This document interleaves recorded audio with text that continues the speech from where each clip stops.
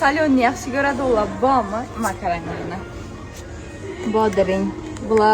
Bularning narxi 58 ming so'mdan. Shunaqa ranglamini 58 ming so'mdan. Keyinda pomidor bor 62 ming so'mdan. Shunaqa ranglar. Bular 63 ming so'mdan. Bundan tashqari kichkinalar ham bor.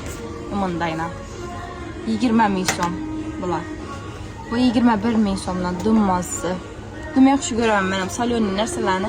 Keyin imunda soka, pomidorning sokini bodring bosilgan.